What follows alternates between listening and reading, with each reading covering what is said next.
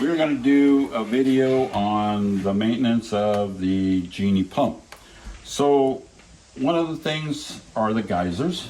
We can clean the geysers with a chemical. It's a coffee cleaning product for cleaning coffee pots. This is what I use. It seems to work the best. So I like to put the geysers in there, and I like to let the air pump the solution through the geysers. And I do this regularly. If I get up to go get a drink, I'll leave the machine running, put these in there and let it run. Oh, so you're not waiting really for them to clog, you kind of do it all the time? I do it all the time, so they stay clean. You can see right there as it's slowing down. Just a minute or two, huh? Yeah. And if you need be, you could take a little can of air and spray in the little holes after you clean it.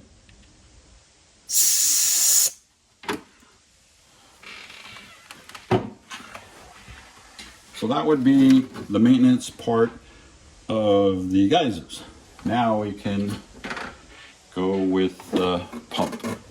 So we remove the hood. Most of these I can do without tools, but if it's real tight, you may want to use a crescent wrench on the brass nut. I am able to just hold these wheels and turn this, remove the lamp connector, remove the 80, 220.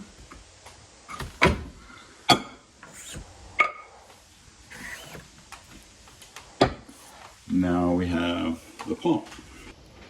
So to do maintenance on the pump, we want to rotate the pulley to line up the screw behind it.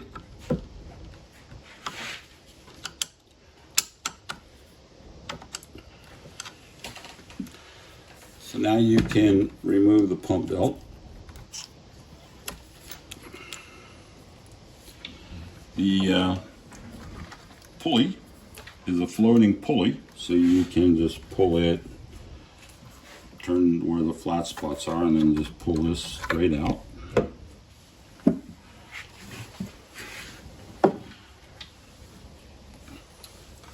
And you can remove the pump head, 4 screws.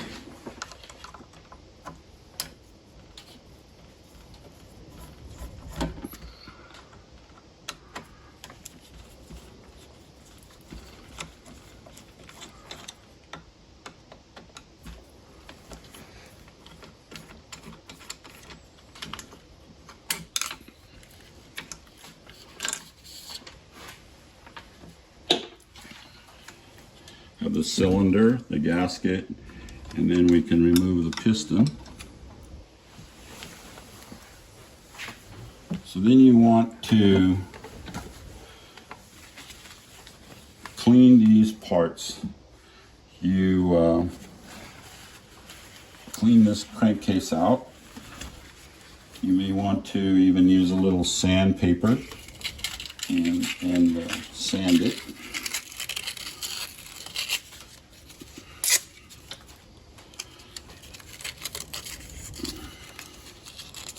I'm using a fine sandpaper. I believe this is like a 320.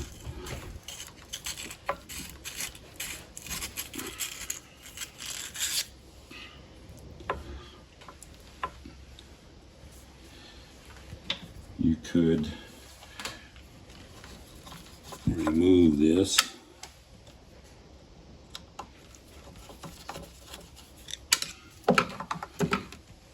And then it's a little easier to clean.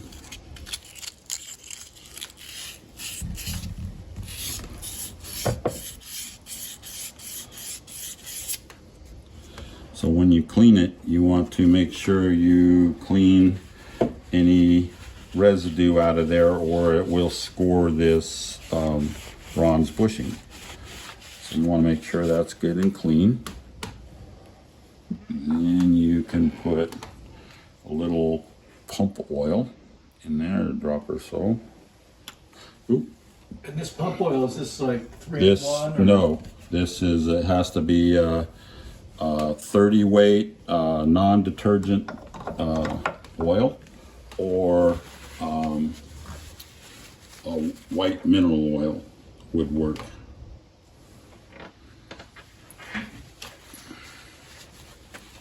So then we want to make sure that the crankcase is getting clean. We can do the same thing with a little sandpaper, clean it.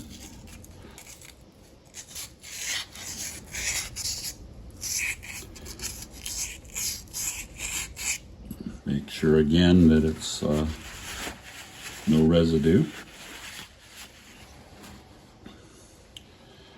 Little drop of oil. Put it all around. And we start putting it back together. So now we're going to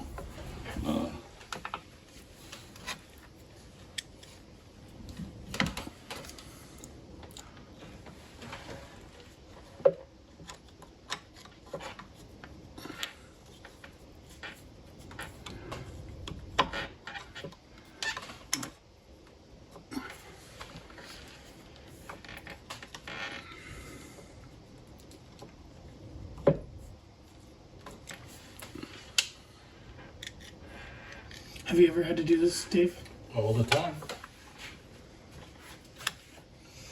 And so this is something you should probably do regularly, or do you wait for it to be a problem? I usually wait till it's a problem.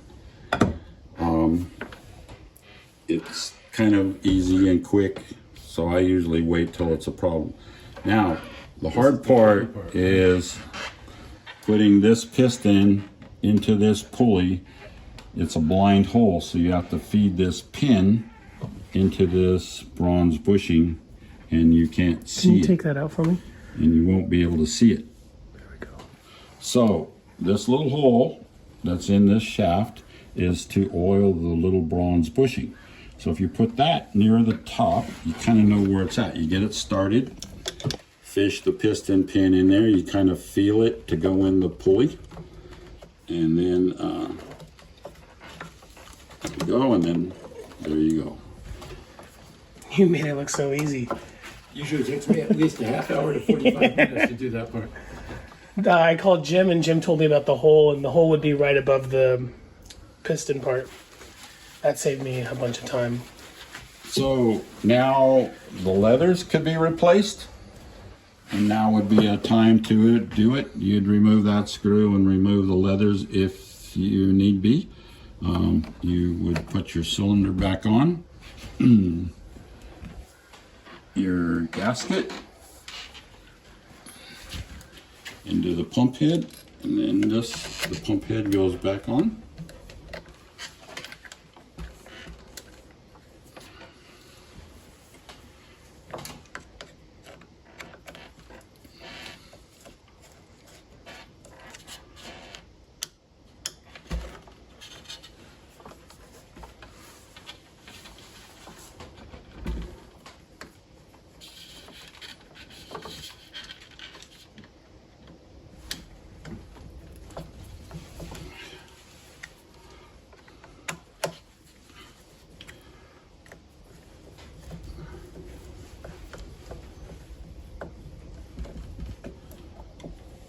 Now the pump belt.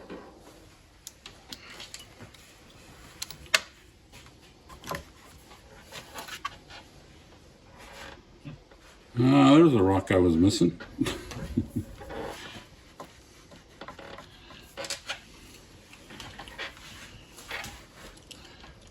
So you line up the holes.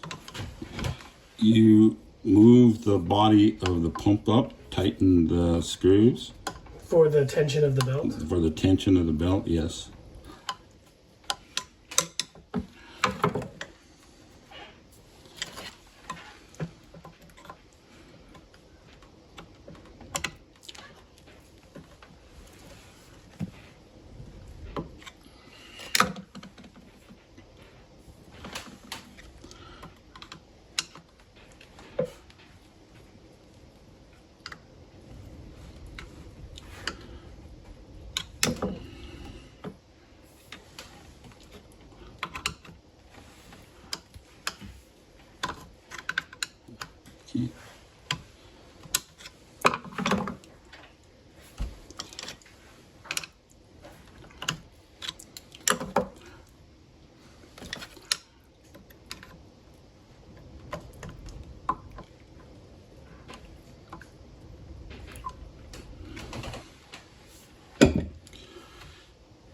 in, it's ready to go.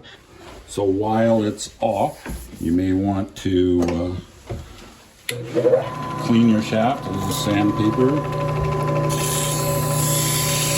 Make sure it's good and clean.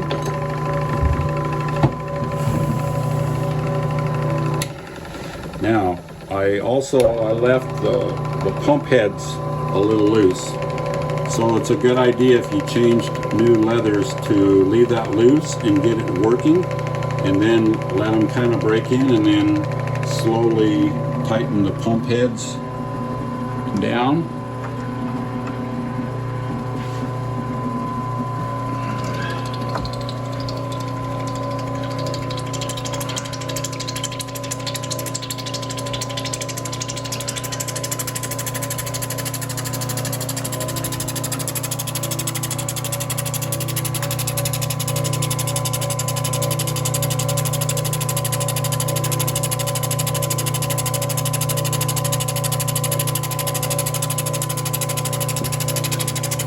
Now we're ready to put the wheels back on. Put your 280, your spacer, your 220.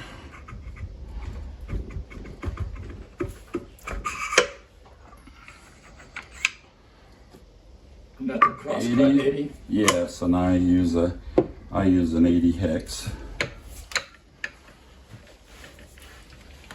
And you want to just get this snug. Then you want to turn the machine on, off. Don't let it build up speed, and you can look at the wheels to check balance. And they all seem to be looking pretty good. And if they're not? If they're not, then you loosen the nut and rotate the wheel slightly. And then try it again. You may move it 3 or 4 times to get it right, and then once you get it, I just kind of hold the wheels, tighten the 80 grit, and it's all good. You really don't need to get it super tight.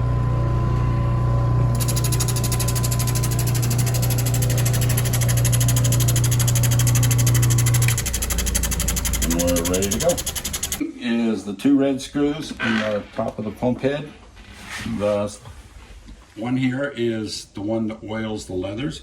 This one you actually oil down here, and it oils the crankcase in the bottom of the pump. Like the bushing.